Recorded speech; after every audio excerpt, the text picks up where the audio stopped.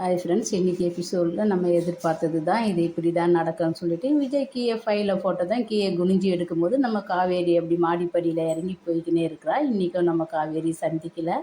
ஆனால் நம்ம குட்டி பாப்பா வந்து காவேரி கிட்ட அம்மாவோட பாசத்தை இன்னும் அழகாக டீப்பாக காட்டியிருக்கலாம், உணர்வோடு காட்டியிருக்கலாம். ஆனால் காவேரியை வந்து குட்டி காவேரி கிட்ட கையை பிடிச்சி பேசுகிறா. அவள் கூட ரொம்ப டீப்பாக ஆகிறா. ஆனால் கொஞ்சம் ஒரு சில உணர்வுகள் வந்துக்கின்னு தான் இருக்குது. ஆனால் பெரிய அளவில் காட்டலை. நம்ம விஜய்கிட்டேயும் போயிட்டு அவங்களோட மிஸ்ஸோட புராணத்தெல்லாம் நிறைய பேசுகிறா. யார் அது அந்த மிஸ்ஸுன்னு சொல்லிட்டு நம்ம விஜய் பார்க்க வர போகிறாரு. ஆனால் ஆல்ரெடி வந்து ஃபோட்டோவில் பாப்பா கிட்ட வந்து இதுதான் உன் அம்மான்னு சொல்லி காட்டுறாரு விஜய். காட்டுறத பார்த்து அந்த குழந்தைக்கு சொல்ல தெரியல. ஆனால் நான் அம்மா பார்த்தேன், என் அம்மாவை பார்த்தேன்னு சொல்லிட்டு சொல்ல போகுது.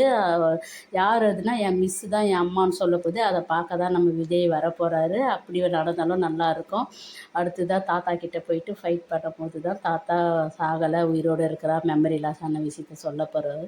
ஆனால் பாப்பாவோட பாண்டிங்கும் நம்ம காவேரியோட பாண்டிங்கும் நிறைய இன்னும் டீப்பாக காட்டலாம். இது தாய்மை உணர்வு. ஆனால் அவ்வளோ டீப்பாலாம் காட்டல. சும்மா யதார்த்தமாக கிளாஸ் ஸ்டூடெண்ட் ஒரு சுட்டியாக இருந்தால் நல்லா பேசுகிறாங்கல்ல, அதுபோல் சுட்டி பாப்பா கிட்ட நல்லா பேசுகிற போல், நல்லா க்ளோஸ் ஆகிற போல் தான் நம்ம காவேரியை காட்டுறாங்க. அடுத்ததாக என்ன நடக்குதுன்னு சொல்லிட்டு நம்ம எபிசோடை பார்த்து தெரிஞ்சுக்கலாம். நம்ம விஜயும் ஒவ்வொரு டைமையும் மிஸ்ஸிங்லேயே போய்க்கின்னு இருக்கிறாரு. காரில் வரும்போது அந்த பக்கம் போகிறா, படிக்கட்டில் வரும்போது இந்த பக்கம் போகிறா, இப்படியே மிஸ்ஸிங் காட்டுறாங்க. ஆனால் உடனே காட்டுறதுனால இது சீக்கிரம் நம்ம விஜய் காவேரி சந்திக்கிற ஒரு தருணமாக தான் இருக்கும். அடுத்தது எபிசோடில் என்ன நடக்குதுன்னு பார்க்கலாம். Bye by.